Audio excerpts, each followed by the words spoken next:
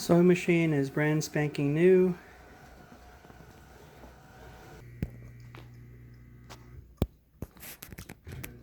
These are, from what I understand, they're sold for about 15 bucks, you know, straight from a company that manufactures them.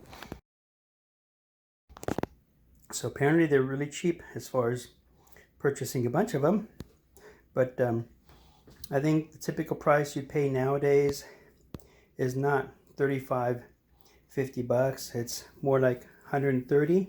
The cheapest that I found one was, I think, like 132 bucks, which is my first one.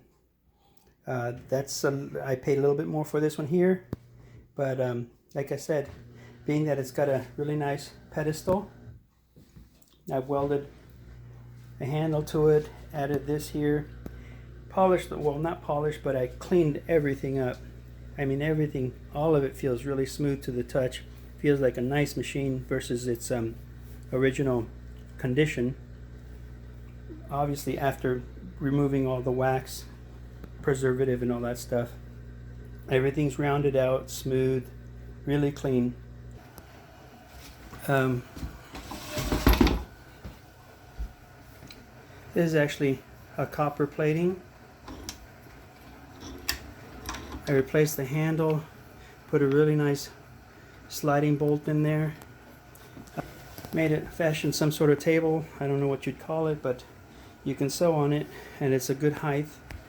I also added this adjustment knob that retains this section down.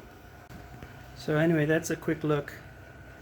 This one does not have bearings on this side, but it does on the other side where it matters, where you're applying pressure.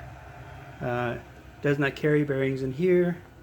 It's all slide metal, so you always want to make sure in any machine that you keep it nice and oiled. This has been polished really nice, rounded out. This here has been leveled out, polished out. Same with the little armature that this washer type disc retains. All this of it has been removed and polished up. It's all been taken apart.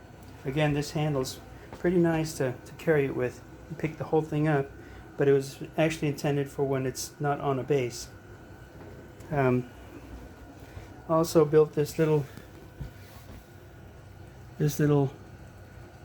holder to put your string on. You turn this, it's a washer. You turn this and it comes off. You replace it or whatever. But yeah, it works really nice. I've been able to fix half a dozen jeans with this thing, no problem, stitching into whatever I needed to. And being that it's a hand crank of this type, if you don't do a lot of sewing, these are really fun. It's like an old train. Technology 100 years ago. The only thing it doesn't do is go choo-choo. Kind of cool. I'm impressed. That's mine. Haven't done anything to it, but added this for larger threading. But this one does have bearings on both sides and in here. That's why I chose this one. Really, in 100 years, you probably won't tell the difference. I believe the other one actually sews a little bit better, but I can't say for sure.